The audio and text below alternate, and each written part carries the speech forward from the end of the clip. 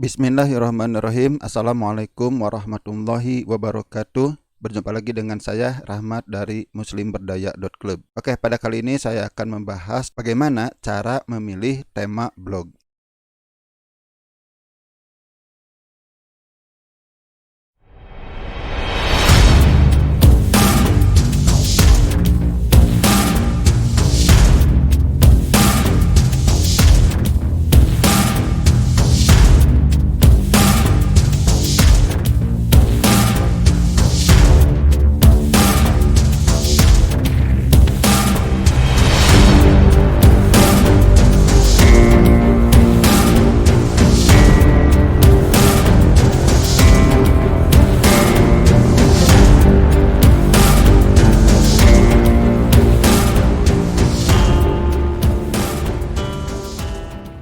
Bagi Anda yang sudah mau memulai, mungkin Anda akan bertanya-tanya, saya mau membuat blog tentang apa? Mungkin ada sebagian orang yang berpikir, saya mau membuat blog tentang kesehatan. Oke, itu betul. Dan itu tidak salah sebenarnya. Cuma tantangannya adalah, jika kita bermain di tema kesehatan, Anda coba cek di Google, persaingannya lumayan sulit, lumayan berat. Kenapa? Karena banyak website yang sudah punya authority yang nangkring di halaman 1 Google. Sehingga peluang kita untuk masuk ke halaman 1 Google menjadi lebih berat. Begitu juga kalau kita mau membidik tema kecantikan, itu pun sudah cukup berat. Lalu bagaimana caranya? Nah, kita perlu menelaah lebih lanjut ya. Jadi tidak asal nebak, tidak asal memilih tema, tapi kita perlu memilih. Supaya apa? Supaya potensinya bagus dan juga persaingannya bisa kita atasi, bisa kita menang. Artinya kita masih bisa mendapatkan peluang untuk mendapatkan traffic yang kemudian mendapatkan lead dan akhirnya menjadi prospek dan member. Ini adalah langkah penting dalam keberhasilan blog Anda. Jika Anda mau memulai blog, ya mulai Anda perhatikan ya, memikirkan dengan matang tema apa yang akan dipilih. Nah, video ini akan membahas ya dengan detail bagaimana sih cara memilih tema blog yang benar supaya kita bisa menghasilkan. Mungkin blog kita tidak akan menjadi raja atau juara, tapi setidaknya blog kita akan mendapatkan traffic, ya, akan mendapatkan pengunjung sehingga kita bisa bersilaturahim dengan para pengunjung. Yang kedua, blogging itu adalah sebuah usaha yang cukup membutuhkan kerja keras, yang cukup membutuhkan waktu. Sayang kan kita memilih tema yang salah padahal kita sudah kerja keras cukup lama. Padahal kita sudah kerja keras, tahu-taunya kita gagal atau tidak memuaskan. Oke, kita langsung saja. Yang pertama yang perlu Anda perhatikan, dalam blogging itu ada 3. Jadi yang 3 ini saling bersinergi yang akan membuat kita berhasil. Yang pertama ya jelas, saat kita mau blogging kita harus memikirkan dulu sejak awal bahwa blog kita itu akan menghasilkan. Jadi Anda sudah punya proyeksi bahwa Anda itu akan menjual apa di blog Anda. Yang kedua adalah konten. Blog tanpa konten itu percuma. Jadi saat Anda membuat blog, Anda harus siap-siap bisa membuat konten blog Anda. Dan ketiga, kita juga harus memperhatikan persaingan kita. Kalau pesaing Anda itu raksasa semua, mungkin di 10 besar atau 20-30 besar semuanya raksasa, Anda akan sulit masuk ke halaman 3, apalagi ke halaman 1. Pertama kita harus paham fungsi blog kita itu untuk apa, berkaitan dalam bisnis. Yang pertama adalah untuk mendatangkan target. Ya, target pasar Anda, untuk mendatangkan traffic, untuk mendatangkan leads, untuk mendatangkan prospek. Itulah penting sekali bahwa kita itu bisa bersaing dengan blog-blog yang besar atau blog-blog yang lainnya sehingga bisa datang traffic. Yang kedua, si kontennya itu berfungsi untuk mengedukasi target. Kenapa harus membeli produk kita? Apa manfaatnya? Apa kelebihannya? Dan sebagainya. Silakan edukasi melalui konten di blog Anda. Dan tentu ujung-ujungnya adalah merekomendasikan produk, mendatangkan, mengedukasi dan merekomendasikan. Inilah fungsi blog yang perlu kita pahami. Nah, ini akan menjadi mindset, akan menjadi basic kita dalam menjalankan blog selanjutnya. Kita akan belajar ya bagaimana sih tahapan memilih tema blog kita. Yang pertama, Anda bisa memulai dari produk. Di kesempatan lain saya seringkali mengajarkan tidak harus dimulai dari produk, tapi kita kan sudah ada produknya. Jadi yang pertama, Anda bisa memilih produk apa nih yang akan Anda fokuskan untuk dijual. Yang kedua, Anda juga bisa naik ke atas, artinya ke kategorinya. Nah, contoh misalnya Anda bisa fokus di kategori kosmetik. tapi kosmetik kita itu lebih spesifik. Misalnya kosmetik halal, ada kategori food and beverage, ada kategori home care. Bahkan Anda bisa membuat kategori sendiri ya. Home care kan banyak produknya, herbal juga banyak produknya. Silahkan Anda bisa spesifikasikan lagi kategori sesuai dengan yang Anda rancang. Silahkan, bebas ya. Jadi harus jelas bahwa kita sudah sejak awal kita merancang bahwa blog kita itu untuk memasarkan produk atau kategori produk tertentu. Ada yang menyarankan ke kategori. Kenapa? Karena kalau produk khawatirnya terlalu sempit. Yang berikutnya, setelah Anda menentukan produk atau kategori yang akan Anda pasarkan, kemudian Anda tentukan target pasarnya siapa. Anda mau menjual ini ke siapa?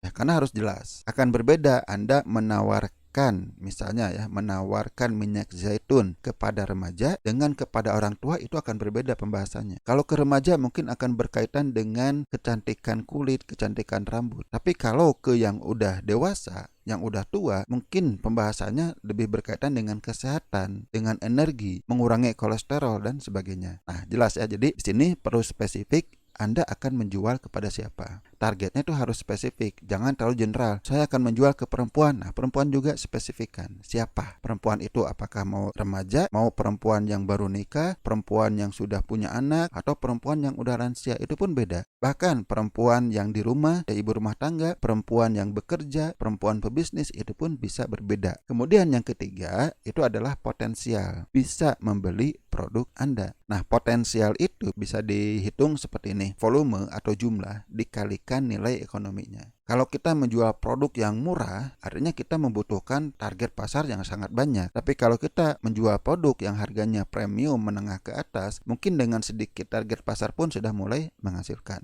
Kita memilih tema blog. Setelah produk dan target kita tentukan, barulah kita memilih tema blog. Ya, mau apa nih tema blog? Saya ingin membahas ya kaitannya minyak zaitun dengan misalnya kesehatan wanita di atas 40. Ya, itu adalah sebuah tema. Simpelnya, tema itu kita bisa riset, nanti kita akan praktekkan. Kita bisa riset di Google 2 atau 3 kata, ya maksimal 3 kata atau 2 kata saja yang cukup potensial. Jadi tema blog itu kita ambil dari kata kunci. Kata kunci yang terdiri dari 1 sampai 3 kata saja. Selain potensial, juga akan lebih bagus jika Anda suka di bidang tersebut. Jika tidak pun sebenarnya nggak masalah. Kita menjalankan blog itu bukan untuk hobi, tapi untuk mencari uang. Jadi fokuskan. Kalau masalah uang kan semua orang suka. Kemudian pertanyaan yang berikutnya, bisa nggak kita mengerjakannya? Saya berikan tanda tanya yang sebenarnya saya seringkali membangun sebuah blog dengan tema yang saya awam, tapi akhirnya saya bisa. Kenapa? Karena kita bisa belajar. Ya, sekarang dengan mudah kita mendapatkan informasi berkaitan dengan tema yang akan kita bahas. Di internet artikel sudah banyak, di YouTube video sudah banyak, pergi ke toko buku, bukunya sudah ada. Ya silahkan pelajari, sehingga kita punya ilmu dan kita bisa membuat blog. Oke, jadi masalah bisa sebenarnya itu bukan masalah. Kita bisa belajar. Yang berikutnya adalah baru kita cek persaingannya. Saya sarankan persaingannya adalah ya cukup moderat lah. Kalau tanpa persaingan itu pun khawatir. Kenapa? Kalau tidak ada orang yang menggarap, bisa saja ya pasarnya memang sedikit, tidak menguntungkan. Tapi kalau persaingannya terlalu besar, kita akan sulit bersaing. Maka kita pilih yang moderat, di mana masih ada pesaing, tapi kita bisa masuk di antara mereka. Bagaimana tekniknya kita akan bahas nanti. Pesaing itu kita cukup dengan memperhatikan page 1 Google, halaman 1 Google. Itu pun bisa jadikan kita sumber analisa untuk melihat persaingan kita. Nah, saat kita sudah menentukan tema, kemudian ternyata saat kita cek persaingannya berat atau tidak ada pesaing sama sekali, kita kembali lagi mencari tema yang lain. Oke, jadi jangan dipaksakan. Kalau tema itu tidak bagus ya kita cari yang lain. Jadi ini terus aja coba. Kita bisa berkali-kali sampai kita menemukan tema yang bagus. Jika sudah berkali-kali tidak juga menemukan, Anda bisa loncat ke atas. Si targetnya kita ubah. Mungkin kalau targetnya lansia kurang bagus, kita turun lagi ke bawah, kita cek pesaing, muter lagi sampai Anda menemukan tema yang tepat. Dan proses ini mungkin ya tidak cukup sesaat, artinya butuh waktu. Bisa seharian, bisa 2 hari, bahkan lebih dari itu pun gak masalah. Karena ini akan menentukan keberhasilan Anda selanjutnya. ya jangan terlalu lama lah, ya jangan terlalu lama. Mungkin saya sarankan di bawah seminggu Anda harus sudah menemukan tema. Oke, kalau bisa sehari ya kenapa tidak? Kalau fokus sehari mencari, kemungkinan Anda dapat ya. Tema itu bisa berupa tema produk juga bisa. Anda bisa membahas produk tertentu, itu boleh. Anda nanti gali produk tersebut sampai mendalam di blog Anda. Atau Anda juga bisa fokus ke manfaat tertentu. Misalnya kecantikan untuk wanita karir. Tema penyakit juga bisa, tema masalah juga bisa, tema keinginan juga bisa. Jadi macam-macam ya. Sangat luas. Bagaimana sih cara mengevaluasi potensi tema? Apakah tema yang kita pilih itu potensial atau enggak? Nah, caranya yang pertama kita bisa memanfaatkan yang disebut dengan Google Suggest. Nah, kita praktekkan nanti. Kemudian yang kedua, kita juga bisa melihat Google Trend, dan yang ketiga, kita bisa melihat volume pencarian. Nah, kalau Google Suggest artinya kalau banyak orang yang mencari bisa kelihatan di Google. Oke, nanti kita praktekkan. Nah, kalau Google Trend kita akan melihat trennya. Minimal trennya itu datar, artinya stabil. Lebih bagus lagi jika trennya naik. Kalaupun turun, kalau turunnya tidak terlalu drastis, itu pun masih bisa. Masih oke lah, bisa kita gunakan. Kalau volume pencarian, ada yang menyarankan minimal itu 500 pencarian per bulan.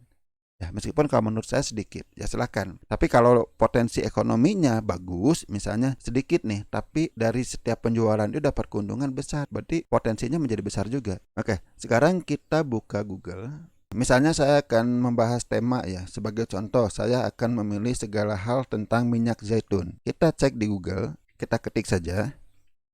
Anda perhatikan di sini sarannya ya. Sarannya ada 1, 2, 3, 4, 5, 6, 7, 8, 9, dan 10 dengan ini. Artinya ini udah cukup bagus. Dari segi pencarian, orang yang mencari ya, potensi pencarian ini sudah cukup bagus. Seringkali kalau kurang dari 10 di sini artinya yang mencarinya lebih sedikit. Kita bisa cek di Google Trend.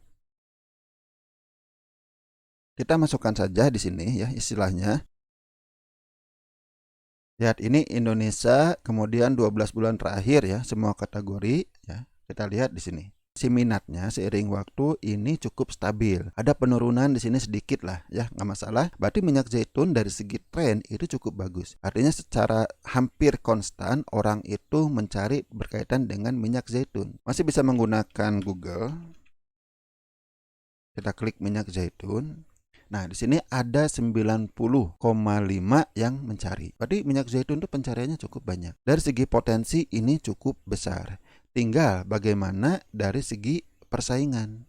Oke, sekarang kita masuk ke bagian analisa persaingan. Ini bagian yang sangat penting ya supaya kita memilih tema blog kita itu cukup bagus, dan jika kita menjalankan blog ini, kita akan mendapatkan traffic. Anggaplah, saya punya metode tersendiri bagaimana caranya kita memilih tema blog dengan analisa persaingan. Anggaplah Anda sudah memilih sebuah tema. Nah, sekarang kita akan bahas bagaimana menganalisa persaingannya. Sebelumnya, kita mencari tema dengan kata kunci. Untuk mencari persaingan, kita tidak menggunakan kata kunci tersebut. Karena biasanya kata kunci 2 atau 3 kata itu adalah kata kunci yang persaingannya tinggi. Kalau Anda melakukan analisa dengan kata kunci tersebut, kemungkinan besar persaingannya akan tinggi, akan sulit untuk kita menang.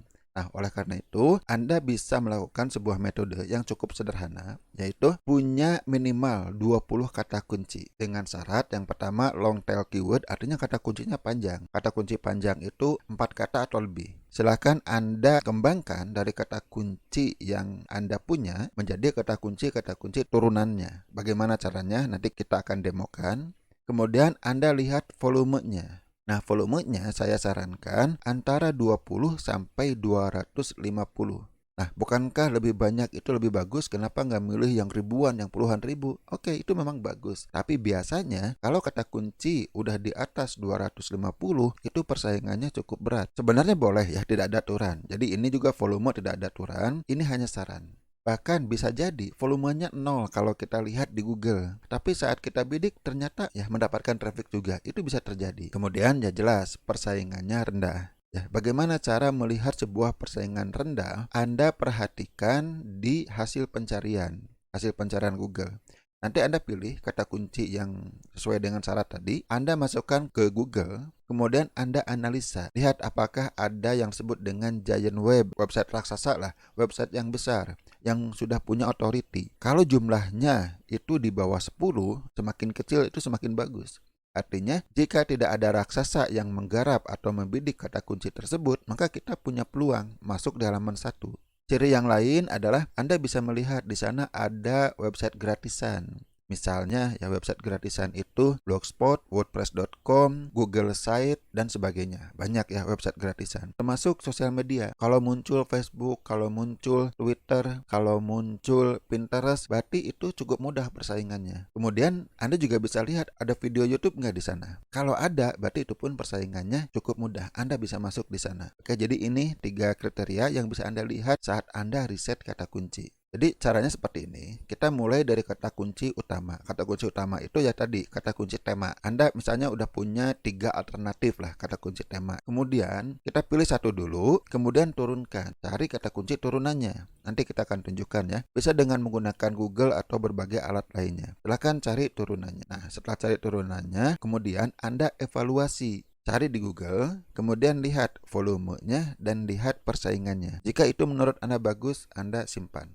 Terus aja ulang-ulang untuk setiap kata kunci. Wah, capek Kang? Ya seperti itulah bisnis ya, perlu pekerjaan, perlu usaha. Jika tidak mau capek, ya mungkin kita harus membeli tool atau software yang harganya cukup mahal. Bahkan saya sendiri tidak beli. Kalau tidak mau capek ya kita bayar. Kalau tidak mau bayar ya mau capek. Kalau tidak mau dua-duanya, jangan bisnis online. Oke, kita praktekkan ya. Kita masuk ke Google ya seperti biasa. Nah, di sini kita cek ini ya, keyword server pastikan sudah terinstall di Chrome Anda. Kita coba cari keyword turunan dulu. Yang pertama kita bisa dengan menggunakan Google. Kita langsung saja di sini. Misalnya di sini minyak zaitun. Ya minyak zaitun anggaplah ini kata kunci utama kita atau kata kunci tema. Kemudian kita coba kembangkan ya. Di sini menarik ya untuk rambut misalnya. Kita coba.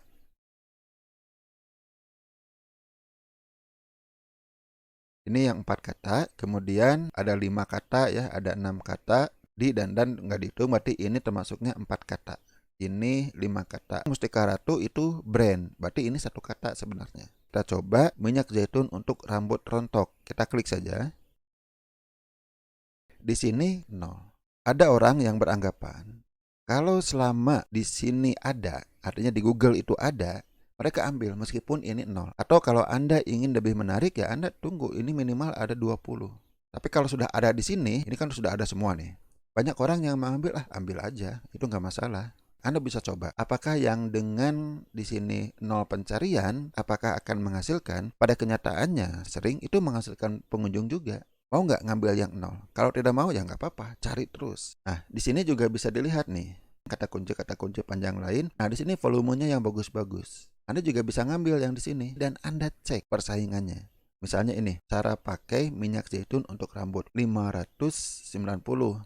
Kalau kita masuk ke kategori yang tadi sebutkan, ini di atas 250 ya. Ini cukup besar. Kita coba cari yang lain.